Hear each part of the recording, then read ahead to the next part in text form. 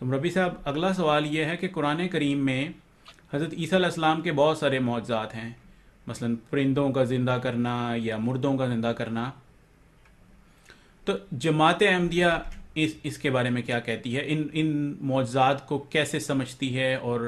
اس کو کس طرح سمجھنا چاہیے؟ وہ کیا طریقہ ہے کہ اس کو ہم سمجھ سکیں؟ جزاک اللہ شراز صاحب.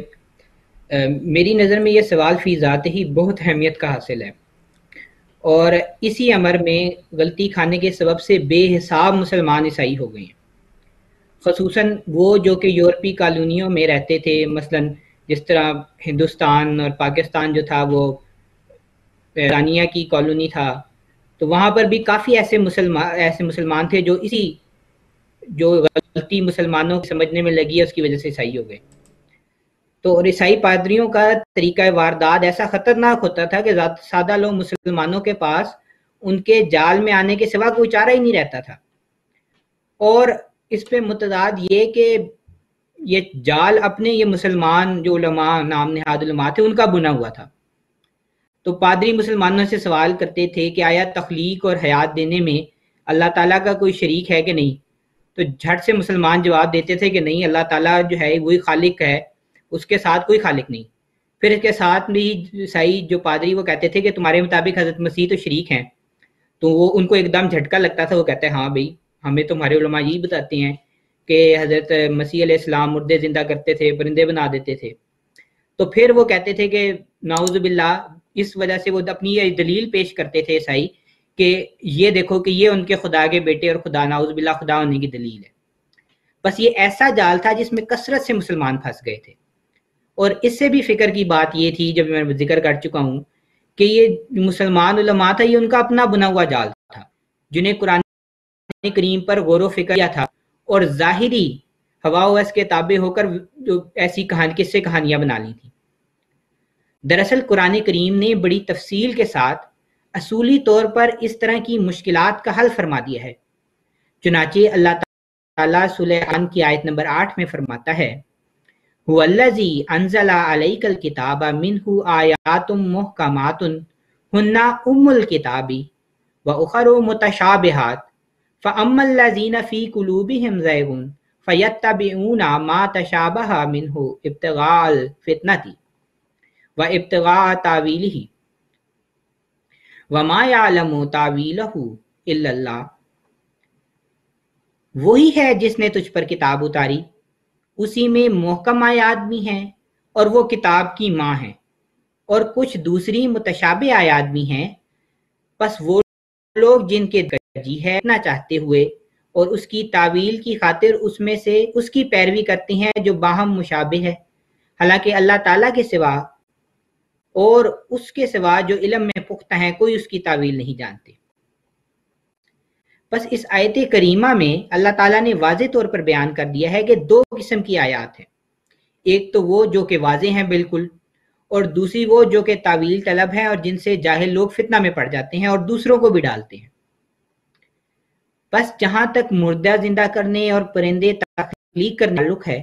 تو تمام قرآن کریم ان آیات کریمہ سے بھرا پڑا ہوا ہے، جن میں اللہ تعالیٰ فرماتا ہے کہ زندہ کرنا اور مارنا میرا کام ہے اور اس میں میرے ساتھ کوئی شریک نہیں ہے. چنانچہ اللہ تعالیٰ سورہ دخان کی آیت نمبر 9 میں فرماتا ہے لا الہ الا ہو یحیی و یمیت ربکم و رب آبائکم الاولین، کہ اس کے سوا کوئی معبود نہیں، وہ زندہ کرتا ہے اور مارتا بھی ہے، اور تمہارا بھی رب ہے اور تمہارے آباء و اجداد کا بھی رب ہے. پھر اللہ تعالیٰ سورہ شورا آیت نمبر 10 میں فرماتا ہے کیا انہوں نے اس کے سوا دوست پکڑ رکھے ہیں؟ بس اللہ ہی ہے جو بہترین دوست ہے، اور وہی ہے جو مردوں کو زندہ کرتا ہے، اور وہ ہر چیز پر جسے وہ چاہے دائمی قدرت رکھتا ہے. بس قرآن کریم کی روح سے تو صاف پتہ لگتا ہے کہ مردوں کو زندہ کرنے والا اور تخلیق کرنے والا صلاحیت کسی اور کے پاس نہیں ہے، یہ صرف اللہ تعالیٰ کے پاس قدرت ہے. اور ایک اور بات جس سے غیر احمدی احباب کے اس جھوٹے عقیدہ کی کلئی کھل جاتی ہے وہ یہ ہے کہ جب یہی لفظ زندہ کرنے کا قرآن کریم میں ہمارے پیارے رسول محمد مصطفیٰ صلی اللہ علیہ وسلم کے لیے استعمال ہوا، جیسا کہ اللہ تعالیٰ قرآن کریم میں فرماتا ہے سورہ انفال کی آیت نمبر 25 میں या अय्युहल्लज़ीना आमनुस्तजीबू लिल्लाहि वलिर्रसूली इज़ा दाअकुम लिमा युहयीकुम वालमू अन्नल्लाहा यहूलु बैनल मर्इ व क़ल्बिही व अन्नहु इलैहि तुहशरून। ए वो लोगो जो ईमान लाए हो, अल्लाह और उसकी आवाज़ पर लब्बैक कहा करो जब वो तुम्हें बुलाए कि वो तुम्हें जिंदा करे। जान लो कि इंसान के दरमियान हाइल हो जाता है, और ये भी जान लो कि तुम उसी की तरफ इकट्ठे किए जाओगे। तो तो अब ये देखें, इस आयत करीमा में रसूल करीम सल्लल्लाहु अलैहि वसल्लम के लिए भी जिंदा करने के अल्फाज आए हैं। तो उस वक़्त तो कोई गैर अहमदी आलिम ये नहीं कहता कि रसूल करीम सल्लल्लाहु अलैहि वसल्लम असल में मुर्दे जिंदा किए करते थे। और ये अब दोगली पॉलिसी जो है ये अप्लाई भी है कि रसूल करीम सल्लल्लाहु अलैहि वसल्लम के लिए जब वही लफ्ज़ आता है तो कोई और माने करते हैं। हमने पहले भी और आयत देखा, तवफ़ी की में आयत देखा कि उस वक़्त भी ये करते हैं, और जब हज़रत ईसा अलैहिस्सलाम के लिए आते हैं तो और माने करते हैं। और फिर ये हम पर, अहमदियों पर इल्ज़ाम लगाते हैं कि हम रसूल करीम सल्लल्लाहु अलैहि वसल्लम से मोहब्बत नहीं करते। बस ये जब हम इस आयत में अब देखते हैं कि असल में ज़िंदा करने के क्या मानी हैं, तो बस असल में ज़िंदा करने के ये मानी है कि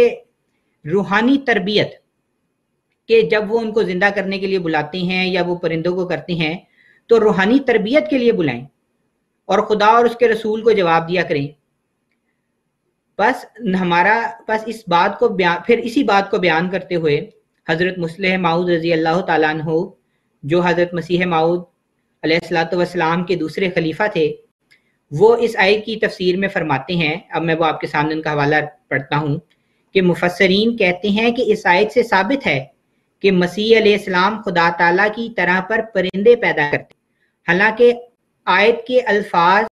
ये कि तू परिंदों की तरह पैदा करता है, अब ये बयान कर रहे हैं कि आयत में भी ये है कि परिंदों की तरह पर पैदा करता है, मतलब परिंदे नहीं असल में पैदा करते। और एक और बात ये है जो हुजूर आगे बयान करते हैं कि परिंदे मिट्टी के जानवर बनाकर फूंक मारकर उनको जिंदा किया करते थे। अब हम देखते हैं कि जो परिंदे हैं वो कैसे पैदा होते हैं। वो इस तरह पैदा होते हैं कि वो अंडे देते हैं परिंदे, और फिर उसके ऊपर बैठते हैं, और वो जो है परिंदों की हरारत की वजह से वो फिर उन अंडों से बच्चे निकलते हैं। तो इसी तरह हज़रत मसीह अलैहिस्सलाम करते थे कि वो तीनी सिफ्त जो लोग होते थे उनको चुनकर उनकी तरबियत किया करते थे और अपने कलाम की गर्मी उनको पहुंचाते थे, यहाँ तक कि वो बेजान एक रूहानी इंसान बन जाते थे। और ये ऐसा काम है जो सब अंबिया करते आए हैं, और इसमें कोई हमारे सामने ये एक मिसाल नहीं है, बल्कि तमाम अंबिया का यही काम था। अब मैं आपके सामने मसीह मऊद अलैहिस्सलाम ने भी हमारे सामने इस बात को बयान फरमाया है। मैं उनका हवाला आपके सामने पढ़ता हूँ। हज़रत मसीह मऊद अलैहिस्सलाम फरमाते हैं, बाज़ लोग बहवाला आयात कुरानी ये एतकाद रखते हैं कि हज़रत मसीह इब्ने मरियम अनवाओ एक शाम के परिंदे बनाकर और उनमें जिंदा कर दिया करते थे। इन तमाम उहामे बातला का जवाब ये है कि वो आयात जिनमें ऐसा लिखा है मुतशाबिहात में से हैं, और इनके ये माने करना गोया खुदा ताला ने अपने इरादा और इज़न से हज़रत ईसा अलैहिस्सलाम को सिफ़ात खालिकियत में शरीक कर रखा था,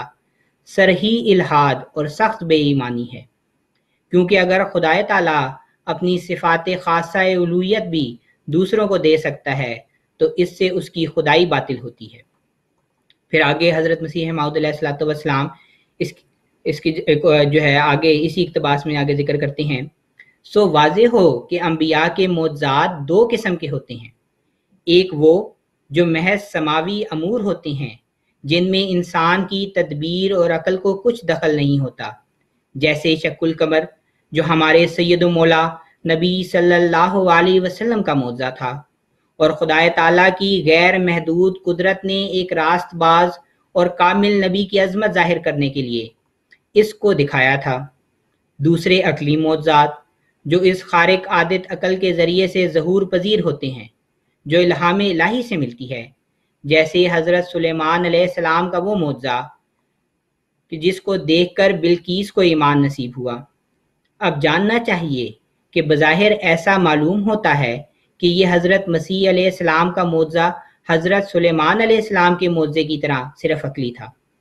तारीख से साबित है कि उन दिनों में ऐसे अमूर की तरफ लोगों के ख्यालात झुके हुए थे जो शोबदाबाजी की किस्म में से اور دراصل بے سود اور عوام کو افواہ کرنے والے تھے۔ وہ لوگ جو فرعون کے وقت میں مصر میں ایسے ایسے کام کرتے تھے جو سانپ بنا کر دکھلا دیتے تھے اور کئی قسم کے جانور تیار کر کے ان کو زندہ جانوروں کی طرح چلا دیتے تھے، وہ حضرت مسیح کے وقت میں عام طور پر یہودیوں کے ملکوں میں پھیل گئے تھے، اور یہودیوں نے ان کے بہت سے ساحرانہ کام سیکھ لیے تھے، جیسا کہ قرآن کریم میں بھی اس بات کا شاہد ہے۔ سو کچھ تعجب کی جگہ نہیں کہ خدا تعالیٰ نے حضرت مسیح کو عقلی طور پر ایسے طریق پر اطلاع دے دی ہو جو ایک مٹی کا کھلونا کسی کل کے دبانے یا کسی پھونک مارنے کے طور پر ایسا پرواز کرتا ہو جیسا پرندہ پرواز کرتا ہے، یا اگر پرواز نہیں تو پیروں سے چلتا ہو، کیونکہ حضرت مسیح ابن مریم علیہ السلام اپنے باپ یوسف کے ساتھ 22 برس کی مدت تک نجاری کا کام بھی کرتے رہے ہیں، اور ظاہر ہے کہ بڑھائی کا کام در حقیقت ایک ایسا کام ہے جس میں کلوں کے ایجاد کرنے اور طرح طرح کی صنعتوں کے بنانے میں عقل تیز ہو جاتی ہے، اور جیسے انسان میں قوا موجود ہوں انہی کے موافق اعجاز کے طور پر بھی مدد ملتی ہے، جیسے ہمارے سید مولا نبی صلی اللہ علیہ وسلم کے روحانی قوا جو دقائق اور معرف تک پہنچنے میں ہیں نہایت تیز اور قوی تھے۔ سو انہی کے موافق قرآن شریف کا معجزہ دیا گیا جو جامع جمی دقائق و معارف الہیہ ہے۔ بس اس سے کچھ تعجب نہیں کرنا چاہیے حسین نے اپنے دادا سلیمان کی طرح اس وقت کے مخالفین کو یہ عقلی معجزہ دکھلایا ہو، اور ایسا معجزہ دکھانا عقل سے بھی بعید نہیں، کیونکہ حال کے زمانہ میں بھی دیکھا جاتا ہے کہ اکثر صناع ایسی چڑیاں بنا لیتے ہیں کہ وہ بولتی بھی ہیں اور ہلتی بھی ہیں اور دم بھی ہلاتی ہیں۔ پھر آگے حضرت مسیح موعود علیہ السلام اس کی مزید وضاحت کرتے ہوئے فرماتے ہیں، چونکہ قرآن شریف اکثر استعارات سے بھرا ہوا ہے، اس لیے ان آیات کے روحانی طور پر یہ معنی بھی کر سکتے ہیں کہ مٹی کی چڑیوں سے مراد وہ امی اور نادان لوگ ہیں جن کو حضرت عیسیٰ علیہ السلام نے اپنا رفیق بنایا، گویا اپنی صحبت میں لے کر پرندوں کی صورت کا خاکہ کھینچا، پھر ہدایت کی روح ان میں پھونک دی جس سے وہ پرواز کرنے لگے۔ وآخر دعوانا الحمدللہ رب العالمین۔ اگر آپ کو ہماری ویڈیو اچھی لگی ہو تو ہماری حوصلہ افزائی کے لیے ویڈیو کو لائک اور شیئر کریں، اور ہمارے چینل کو سبسکرائب کریں اور بیل کا آئیکن بھی دبا دیں تاکہ آپ کو ہماری نئی ویڈیو مل سکے۔